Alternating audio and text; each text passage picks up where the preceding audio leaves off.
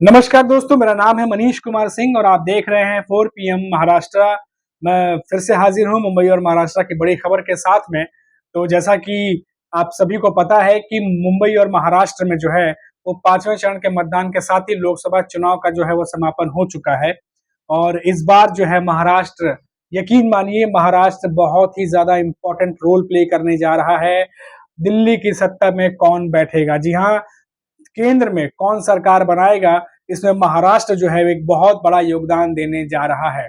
UP में सबसे ज्यादा सीटें हैं लोकसभा की, उसके बाद महाराष्ट्र ही एक ऐसा स्टेट है जहां सबसे ज्यादा दूसरे नंबर पे आता है। 48 लोकसभा सीटें हैं। और ऐसे में चाहे वो एनडीए की बात कर लें, जो बीजेपी और उसकी अलायंस पार्टियां हैं, या फिर एमबीए गठबंधन की बात कर लें जहां कांग्रेस और उसकी अलायंस पार्टियां हैं, महाराष्ट्र में दोनों तरफ से पुरजोर तरीके से जो है घमासान हुआ है, लड़ाई हुई है महाराष्ट्र की पृष्ठभूमि पर ये इलेक्शन की, कि ज्यादा से ज्यादा सीटें जीती जाएं। और यहाँ पर कई सारे मुद्दे, चाहे वो क्षेत्रीय लेवल पर हो या फिर नेशनल लेवल पर, सारे मुद्दों को जो है वो गिनाए गए, कोशिश की गई कि उसको भुनाई जाए और ज्यादा से ज्यादा लोगों के जो वोट्स हैं वो अपने खेमे में खींचा जाए, क्योंकि महाराष्ट्र की राजनीति किसी का भी खेल जो है वो बिगाड़ सकती है इस बार। तो मैं एक एक करके जो है वो शुरू करता हूं कि क्या स्थिति जो है किस पार्टी की महाराष्ट्र में जो है वो दिखाई दे रही है, क्योंकि पांचवें चरण का मतदान जो है वो समाप्त हो चुका है और लगातार हमने जो है लोगों से बात की है, ये इलेक्शन कवर किया है। और इसके बाद क्या कुछ समझ में आ रहा है, किस किस पार्टी का खेल बिगड़ता दिख रहा है और किस पार्टी का खेल बनता दिख रहा है, इसके बारे में हम चर्चा करेंगे। और सबसे पहले हम बात कर लेते हैं महाराष्ट्र के जो कोंकण है, विदर्भ है, मराठवाड़ा है, ये जो इलाके हैं, यहाँ की हम बात कर लें तो मैं आपको बता दूं कि बीजेपी और शिवसेना जो पहले टूटी नहीं थी 2014 में और 2019 में, इन्होंने बहुत ही अच्छी तरीके से इन इलाकों में जो है वो सीटें जीती थी।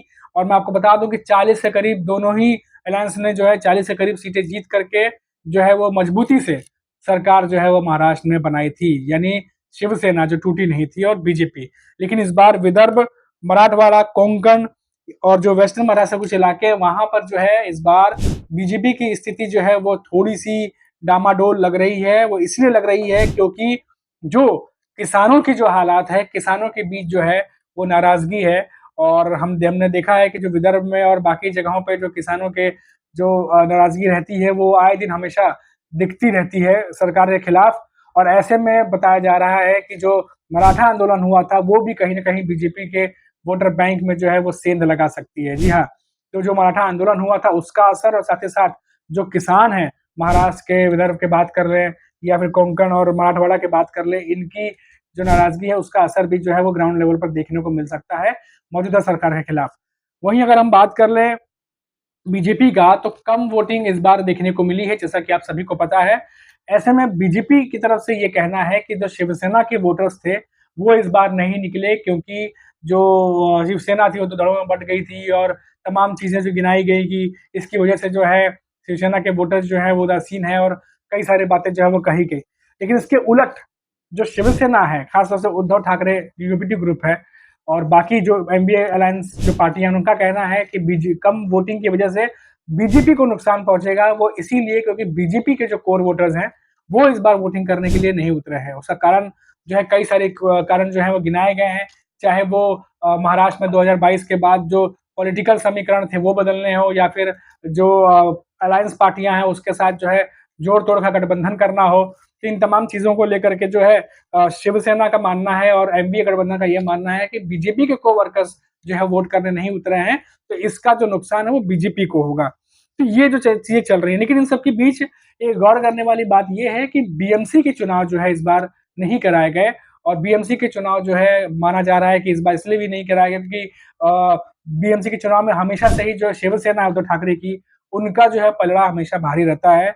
और ये भी माना जा रहा है कि बीजेपी को कहीं ना कहीं अंदाजा था कि भले ही शिवसेना दो दड़ों में टूट गई हो, लेकिन उसके बावजूद भी बीएमसी के इलेक्शंस में जो उद्धव ठाकरे की शिवसेना है वो भारी पड़ सकती है। तो इसीलिए तमाम चीजें जो है वो हमने देखा कि रोकी गई और उसके बाद लोकसभा इलेक्शन पे फोकस किया गया। पहले लोकसभा इलेक्शन हो उसके बाद बाकी की चीजें हो। तो ये भी एक बड़ा फैक्टर है कि कहीं न कहीं जो अपोजिशन है उनको भी अंदाजा लग रहा है कि इस बार 2022 के बाद जो घटनाक्रम हुआ है, राजनीतिक बदलाव हुए हैं, उसके बाद मोटा-मोटा अंदाजा उन्हें भी नहीं लग रहा है कि आखिर किस तरफ जो है ये वोटिंग परसेंटेज बैठेगा। चाहे वो सत्ताधारी पार्टी ही क्यों ना हो। वहीं हमने ये भी देखा है कि जिस तरीके से अभी मुंबई में जो 6 सीटें पर जो मतदान हुआ है, अगर हम उसकी बात कर लें, तो मुंबई में भी जो हमें हमेशा से हम देखते रहे हैं कि शिवसेना का जो है वो कैसे वर्चस्व रहा है, और इस बार जो है बीजेपी ने इतने सारे प्रयोग कर दिए हैं कि प्रयोगों के आधार पर भी जो है वो समझ नहीं पा रहे हैं कि किस तरफ जो है ये लड़ाई बैठेगी। क्योंकि अगर हम बात कर लें, जो मौजूदा सांसद रहे हैं बीजेपी की तरफ से, कईयों का टिकट काट करके नए चेहरों को टिकट दिया गया। और ये जो नए चेहरे हैं, चाहे हम पीयूष गोयल की बात कर ले, पीयूष गोयल कैबिनेट मिनिस्टर है पर मुंबई नॉर्थ से खड़े हैं। हालांकि मुंबई नॉर्थ में कभी भी इससे पहले वो बहुत ज्यादा आए नहीं है मुंबई नॉर्थ में, हालांकि रहने वाले वो मुंबई के ही हैं। तो मुंबई नॉर्थ में जाकर के कुछ ऐसे ग्राउंड लेवल पे चीजें नहीं हुई हैं या किया उन्होंने कि उन्हें मुंबई नॉर्थ की कॉन्स्टिट्यूंसी जो है वो दे दी जाए। हालांकि कैबिनेट मिनिस्टर रहे हैं और वहां पर वो काफी सक्सेसफुल है। लेकिन वहीं बात करें जैसे मुंबई नॉर्थ सेंट्रल की, तो वहां से उज्जवल निगम खड़े हैं वर्षा गायकवाड़ के सामने, और उनकी जो पारी रही है वो हमेशा से ही वकालत में रही है, प्रख्यात वकील है। लेकिन राजनीति में जो है वर्षा गायकवाड़ ग्राउंड लेवल पर जो है वो कहीं ना कहीं मजबूत दिखाई देती हैं। हालांकि कल्याण की बात करें तो कल्याण में श्रीकांत शिंदे का पलड़ा भारी है, जो ये जो सीट है ये एकनाथ शिंदे के पास जा सकती है। लेकिन बाकियों की जो हम बात कर ले तो बाकी सीट्स पर जो है उद्धव ठाकरे की शिवसेना की जो पार्टी है उनका पलड़ा कहीं ना कहीं भारी दिखाई देता है। तो हमने देखा कि 2014 में भी जो है शिवसेना ने 18 के करीब सीट जीती थी। 2019 में भी जो शिवसेना है उन्होंने 18 के करीब सीट जीती थी। और इस बार भी जैसा कि अगर शिवसेना कह रही है कि बीजेपी के वोटर्स नहीं निकले थे, शिवसेना के वोटर्स जो है, कोर वोटर्स जो है वो तो निकले थे। तो ऐसे में वापस से जो है 17-18 सीटें उद्धव ठाकरे के खेमे में जा सकती हैं। लेकिन अगर बीजेपी की बात माने और शिवसेना के अगर नहीं निकले होंगे तो भी जो है शरद पवार जो एनसीपी है उनके कुछ कोर वोटर्स हैं जो उनके कह सकते हैं, उनकी जो कॉन्स्टिट्यूएंसी है, जो उनका गढ़ है, जैसे बारामती है और भी 5-6 सीटें हैं जहां पर उनके गढ़ माना जाता है, जहां पर शरद पवार की सीटें आती ही आती हैं। वहां से भी अगर सीटें आती हैं और 2-4 सीट आगे पीछे उद्धव ठाकरे हो जाते हैं तो भी जो एनडीए गठबंधन है वो 28 सीट से ज्यादा ऊपर जाती दिखाई नहीं दे रही। यानी जो बातें कही जा रही थी कि 40 के ऊपर हम सीट लेके जाएंगे और 40 के ऊपर हमारी जो है वो सीट जीत करके हम बहुमत सरकार बनाएंगे, तो वो सपना जो है टूटता हुआ दिखाई दे रहा है। अगर उद्धव ठाकरे को 4 से 5 सीटों का नुकसान होता है उसके बावजूद भी, लेकिन अगर उद्धव ठाकरे मजबूती से जिन सीटों पर खड़े हैं अगर वहां से वो जीत के आते हैं तो कम से कम 18 सीटों का 17 सीटों का नुकसान तो अकेले उद्धव ठाकरे कर जाएंगे बीजेपी के लिए। तो ये जो है काफी ज्यादा चुनौतीपूर्ण भरा हुआ जो महाराष्ट्र का इलेक्शन है वो बीजेपी के लिए दिख रहा है।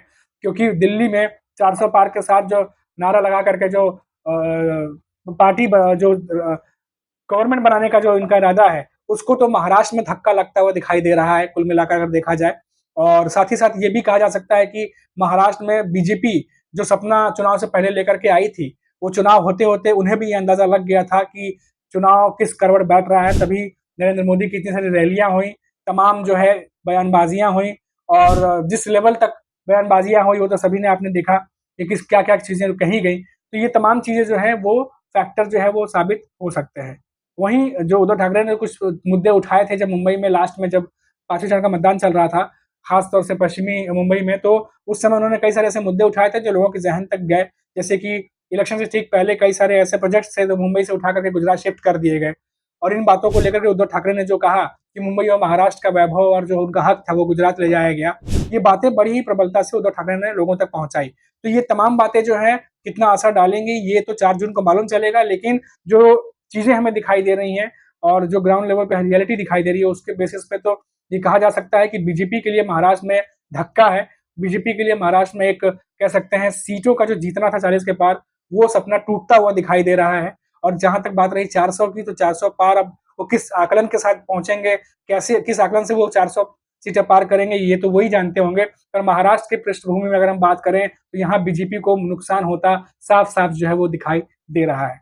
दोस्तों फिलहाल के लिए अभी इतना ही, और पेज पर आ गए हैं तो सब्सक्राइब कर लीजिएगा। हम दोबारा लौटेंगे तो बात करेंगे किसी और बड़ी खबर के साथ में। तब तक देखते रहिए 4 PM महाराष्ट्र।